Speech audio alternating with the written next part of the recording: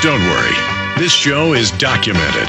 Alex Jones on the GCN Radio Network. I fell into a burning ring of fire. We're going to Reverend Pastor Ted Pike here in just a moment to cover the frontal assault on the First Amendment. Not just free speech, but also religion in this country. So that is coming up in just a moment. I did want to just add one more thing on that Midas Resources gold and silver offer. Again, this is gold priced in when the market was $905 to $910 an ounce. It's $956 today as we speak, Thursday, the 23rd day of July 2009.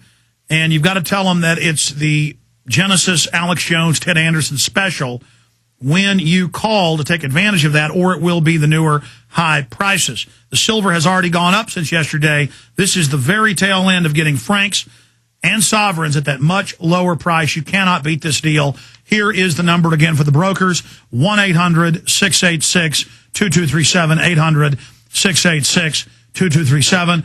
But even if you're watching this 6 months from now on the web at prisonplanet.tv, it's always a good time to call Midas Resources, our sponsor. It's our sponsor. That's where I get my gold and silver. It's the best prices out there that I've found. Also, before we go to Pastor Ted Pike, while we still have some free speech in this country, we're carrying a lot of new books and videos, not just books and videos I've written or produced, but other people's great books and videos on the online video bookstore at Infowars.com. The latest is Anthrax War, a film by Bob Cohen and Eric Nadler, and you won't believe the people they got for interviews with this. You want to know about the real history of anthrax, the government involvement in anthrax, the anthrax attacks. This film is unbelievable. They're going to be guests very soon on the show. Anthrax War, just an amazing film, available, of course, at Infowars.com or by calling toll-free 888-253-3139. Generation RX. This gets into the forced drugging and drugging of the population of the United States and our children, and how the psychotropic drugs are causing suicide. So are the Ritalin-type drugs. Generation RX. Show this to families and friends and people you know that are about to put their kids on these drugs or have already put them on them. Very important film, very professionally produced. Generation RX. The latest global warming film, Part 2, by Dr. Michael Kaufman, with an incredible narrator and host. So you want to get Global Warming, Emerging Science and Understanding. It's got a dry title, but very, very powerful information. That's available. This film is free for anybody that gets it with the Obama Deception or Endgame. It is the entire unedited interview, the whole thing. I'd only put about 80% of it out on prisonplanet.tv a few years ago before he died. He's now, of course, deceased. His last video interview, Aaron Russo, Reflections and Warnings, free at Infowars.com, has an update by myself. I'm in the film. A lot of new documents. Really, this took us about a month to make. Kind of a mini film, but it's over 90 minutes long. Of course, Endgame Blueprint for Global Enslavement. Everybody's got to have this. Fabled Enemies, the latest 9/11 info, who was really involved, how they carried out the attacks. Fabled Enemies, I think one of the best 9/11 films and one of the latest ones out there. Fabled Enemies by Jason Burmis, all available at Infowars.com. And then I can't stress enough this film. I was talking to Gerald Salente, who does foreign, British, French, Russian, Middle Eastern TV, U.S. television. He gets interviewed by newspapers every day. He's all over the cover of the New York Times, Washington Post, Wall Street Journal. Trends forecasting. He said he's never seen anything like it. He said this off air. I said, I wish you would have said that on air, but at the end of the show, he wanted to talk. And but next time he's on, he says he's going to talk about it. He said the buzz is insane. Everywhere he goes, people bring up the Obama deception. Everywhere he goes, he talks about it. And I don't want to drop names, but I was in Hollywood working on some stuff over the weekend, and this film's one of the hottest in the underground there with big stars. This is the reason you see his approval rating dropping, is because people are getting this film out. Folks, we have no way of knowing how many times it's been watched on the web. 3 months in, it was 15 million. I'm guessing 3 months after, it's 20 million. And I'm just saying, as if the film's getting smaller. It's getting bigger. Own the phenomenon on DVD. Have this in your library. They can shut the web off. They can't shut you making copies of DVDs down. Get it, buy dummy DVDs, copies, make the copies of it. Buy the blank DVDs. Make copies today. Get the duplication machines. They're cheap. Make copies. Get it out, folks. This is so important. The Obama deception. This is my biggest film. I've had a lot of other big hits, and I measure a hit by reaching millions and millions of people and affecting change. This has had more effect than probably all my films combined in 6 months. That's scary. The Obama deception. Now, this film is number 2 in that, and it needs to be bigger than the Obama deception. This is, frankly, more important in game. Okay, I'm going to shut up, go to Ted Pike, because I want to get into the robotics news, the economy news, much of the stuff I got here as well. Not going to keep the Reverend long. Reverend, can you just recap, because we have a lot of new listeners every day who don't know what the hate bill does versus the cyberbullying, what this does to free speech. You've got the bills on your website. What ended up happening in the House and Senate, where we are right now. Reverend Ted Pike. Well, basically, the federal hate crimes bill, which has now been passed by both the House and the Senate, is an Orwellian attempt to basically unite federal and local policing power.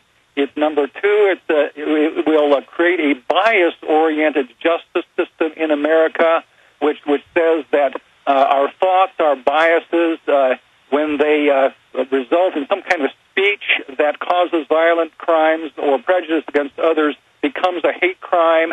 When this bill will be, if it is passed, it will be turned over largely to federal judges and judges all up the ladder to adjudicate from the bench.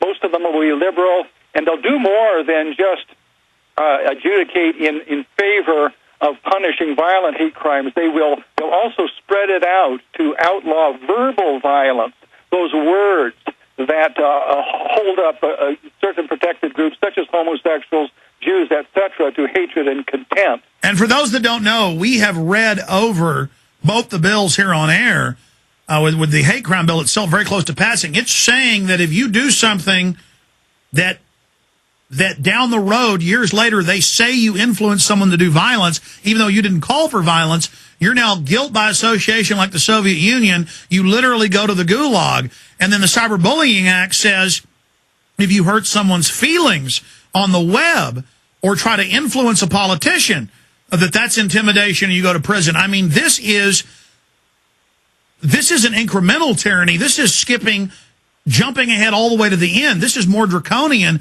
than any legislation we've ever seen.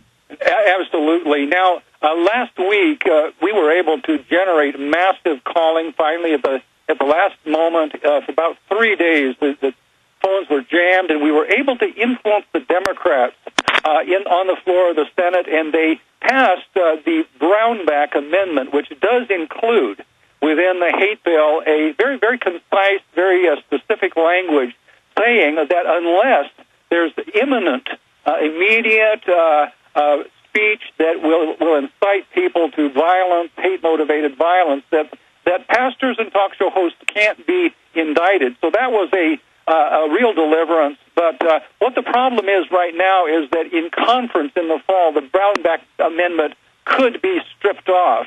And also we have a new window of opportunity here actually to defeat the hate bill. I had hoped, you see, let me just back up here a little bit. Yeah, let's stop right there. I want you to get into that, Reverend Pike. But first, can you explain for those of us that don't know, and I try to study this and it gets murky, the legislative history of this so we understand where we're at now?